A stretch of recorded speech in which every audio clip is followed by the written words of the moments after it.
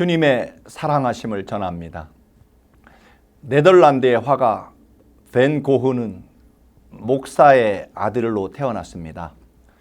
그가 화가가 되기 전 벨기에의 한 조그만 탄광에서 복음을 전하며 광부들과 함께 일했습니다. 어느 날 고흐의 눈에 노동자가 입고 있었던 옷이 눈에 띄었습니다. 물건을 포장했던 천으로 만든 옷이었습니다. 그런데 그 등 뒤쪽에는 본래 쓰여있던 문구가 그대로 남아 있었다고 합니다. 내용은 취급주의, 깨어지기 쉬운 물건이니 취급에 주의할 것이라는 경고 문구가 쓰여져 있었다고 합니다. 아마도 가난한 노동자들이 포장했던 옷감으로 옷을 만들었기 때문일 것입니다. 그 순간 고흐는 깨달았습니다. 그렇구나. 인간이란 정말 깨어지기 쉬운 존재구나. 나는 전도자라고 하지만 얼마나 자주 깨지는가. 날마다 하나님의 말씀으로 무장하여 나를 지켜야만 한다. 그렇게 그의 일기에 기록하고 있습니다. 여러분, 주변의 아내와 남편과 자녀들, 그리고 형제 자매들을 한번 보십시오. 참 깨지기 쉬운 물건들입니다. 그렇습니다. 우리 자신은 얼마나 깨지기 쉬운 존재입니까? 말 한마디에 우리의 평안은 금세 깨져버립니다. 관계도 부서집니다.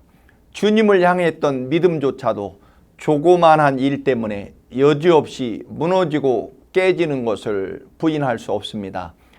내 힘과 결심 약하여 늘 깨어지기 쉬우니 주 이름으로 날 구원해 받으옵소서라는 찬송가를 부르지 않을 수 없습니다.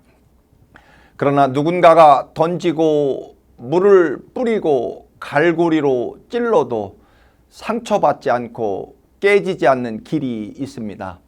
그것은 믿음의 주인이신 예수 그리스도와 십자가와 부활을 바라보는 것일 것입니다. 예수를 바라보자라고 하는 것이 무슨 의미일까요? 영어 성경에는 Let us fix our eyes on Jesus라고 되어 있습니다. 단순히 보는 차원의 see라는 동사가 아니라 우리 눈을 고정 픽스 시킨다는 것입니다. 다른 것에 흔들리지 않고 집중하여 예수님을 바라보는 것, 그것입니다. 하나님께서 제일 기뻐하시는 것이 무엇이냐면 우리들의 삶의 시선이 하나님께 늘 고정되는 것일 것입니다. 믿음이란 사람이 아니라 하나님을 보는 것입니다. 시편 26편을 보면 성전에 나오고 예배하는 이유가 우리가 은혜 받으려고 은혜 받기 위해서가 아니라 하나님께 영광을 돌리기 위해서라고 말합니다. 십자가 구원과 부활로 영생과 하나님의 나라 그리고 우주 만물을 창조하신 주인이신 그리고 우리를 단 한순간도 놓지 아니하시고 사랑하시는 주님께 경배와 찬양과 영광과 감사를 드리는 것, 오직 그 이유 때문이어야 한다는 것입니다. 물론 그렇게 예배하면 하나님이 은혜와 축복을 주십니다. 그러나 우리는 분명 하나님께 영광을 돌리기 위해 예배해야 합니다. 설날에 아이들이 부모님에게 세배를 드립니다. 자기 기분 좋으라고 절하는 것은 결코 아닐 것입니다. 그런데 어느새 대부분의 아이들이 세뱃돈을 위해서 절을 하게 됩니다. 심지어는 이번 설에는 세뱃돈을 얼마나 모아서 쓸 곳까지 정해 놓은 다음에 부모님께 세배를 합니다. 몇 년 하다 보면 할아버지는 얼마를 주시는 분이고 아빠는 얼마, 삼촌은 얼마, 다 모으면 $400쯤 되겠지. 그 돈으로 게임기를 살까 혹은 스마트폰을 사야 될까라고 그렇게 결심을 미리 하고 절을 하는 경우가 많다는 것입니다. 우리가 무엇인가 받으려고, 은혜 받으려고, 칭찬 받으려고, 인정 받으려고 성전에 나옵니다. 그러기에 원하는 것을 받지 못하면 결국 시험과 상처만 받고 결국 실족해서 돌아가게 됩니다.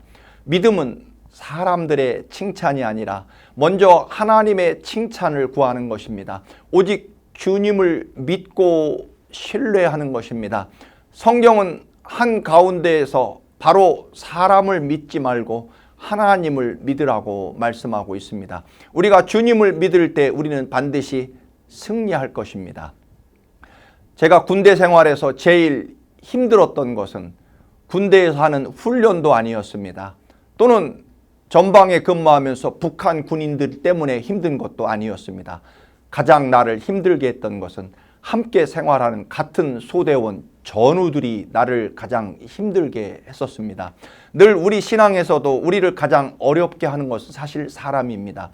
그런데 그것은 사람에게 뭔가를 받으려고 하기 때문일 것입니다. 물론 우리에게 힘과 용기를 주는 것도 사람일 때가 많습니다. 그러나 주를 바라보는 믿음은 상황이 아니라 하나님을 보는 것입니다. 믿음은 상황이나 환경이 아니라 하나님의 역사하심과 인도하심을 기다리는 것일 것입니다.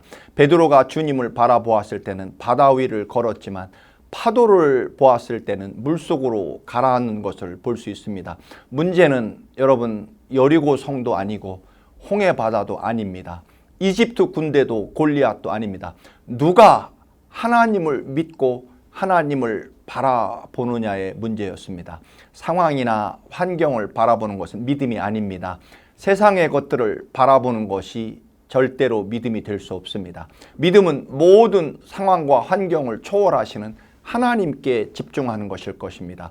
하나님께서 이스라엘 백성을 이집트에서 이끌어내시고는 40년 동안 하나님 바라보는 훈련을 시키십니다.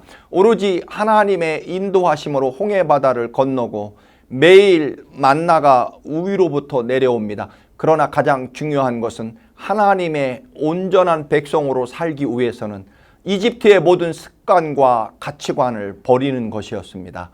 우리의 가장 큰 문제 중에 하나는 죄된 습관과 옳지 못한 성격에 대한 그 아픔이 없다는 것입니다.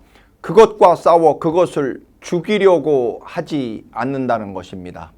성경에는 벗어버리고 잘 끊어내고 잘 버린 사람들의 이야기입니다. 하나님을 믿고 말입니다. 요셉은 믿음으로 원한을 버리고 복수를 끊어낸 사람입니다. 자기를 종으로 팔아넘긴 형들을 끌어안고 눈물로 용서를 합니다.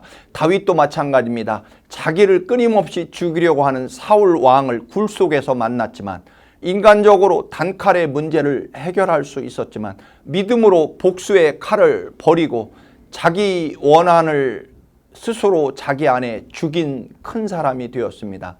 믿음은 나를 살리고 나를 죽이고 다른 사람을 살리는 것입니다.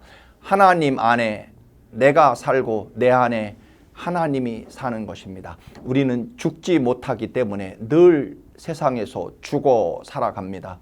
자기를 부인하지 못하고 육신과 욕심을 십자가에 못 박지 못했기 때문에 평생 예수를 또는 교회를 다니지만 하나님의 나라와 생명과 축복을 누리지 못하고 늘 기가 죽어 살아갑니다. 넘치는 축복과 생명을 누리지 못한다는 것입니다. 노아가 허다한 증인들과 함께 서서 우리를 지켜보고 있습니다.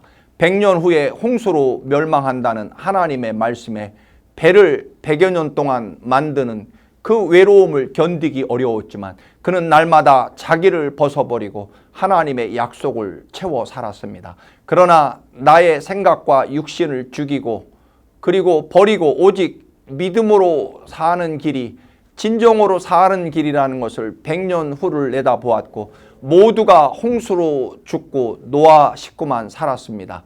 100년 동안 내가 죽으니 100년 후에 나는 영원히 산다는 것입니다. 지금 허다한 증인들이 우리를 보고 응원하고 있습니다.